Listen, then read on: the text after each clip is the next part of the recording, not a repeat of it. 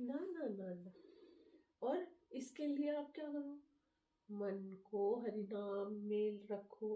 अभी जैसे था, अगर कोई कोई टेंशन है, कोई परेशानी है, हम संसारिक गृहस्थी है, तो हमें कुछ ना कुछ ये तो, भाई नदी में लहरें, समंदर में लहरें आती हैं, रुकती हैं क्या? आती हैं चली जाती हैं, आती हैं जाती, ऐसे ही है ये।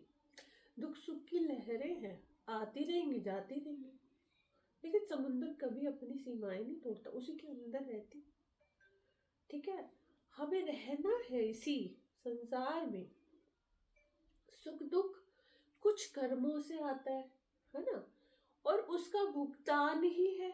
लेकिन हमें भगवान ने बड़ी अच्छी चीज दी है, भक्ति।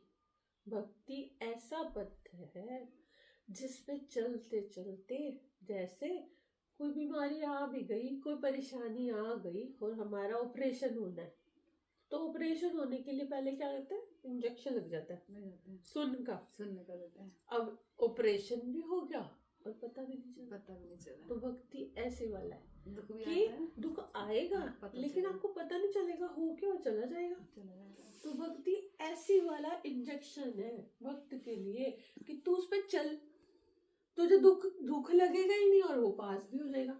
कोई कर्म फल है, आया चला गया, उससे अपने आप को परेशान नहीं करना।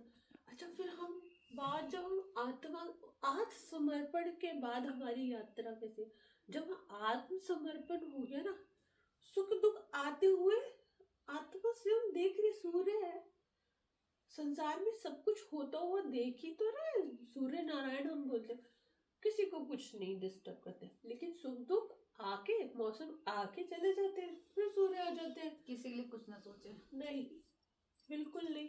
अगर सोचेंगे तो आगे कर्म बंधन बन जाएंगे। तो हम अपने मन को स्वच्छ, बिल्कुल, हाँ, शीतल स्वच्छ, बिल्कुल ऐसे कि निर्मल गंगा है ना। फिर और समुद्र, भगवान की सारी नदियां कहाँ समाती है, समुद्र में। लहरें भी समुद्र के अंदर ही वास कर रही हैं, और नदियां अलग अलग है, ये सारी नदियां अलग अलग है। एक दिन जाके मिलना तो उसी में, एक ही जगह जाके मिलना है। लेकिन हम अपनी यात्रा, नदी की यात्रा कितनी लंबी करें, ये हमारे हाथ में चॉइस दे दिया भगवान ने, सब छोड़ दे उनके ऊपर। कि अगर हम मन से बुनते रहेंगे ना, कल किसी के लिए कुछ, तो कर्म बन जाएगा, वो कर्म बंधन बनता चला जाएगा। फिर हम मकड़ी की तरह बनाएंगे, फिर उसी में करेंगे, समेटना आ जाए ना। जो पिछला है उसको भुगतान कर रहे हो आप अभी। लेकिन कोई बुरा कर रहा है तो पहले ये जानो कर्म का खाता क्या है। वो अपने कर्म का खाता बना रहा है, मुझे अपने कर्मों का ध्यान रखना है, मेरा कर्म मेरा फल।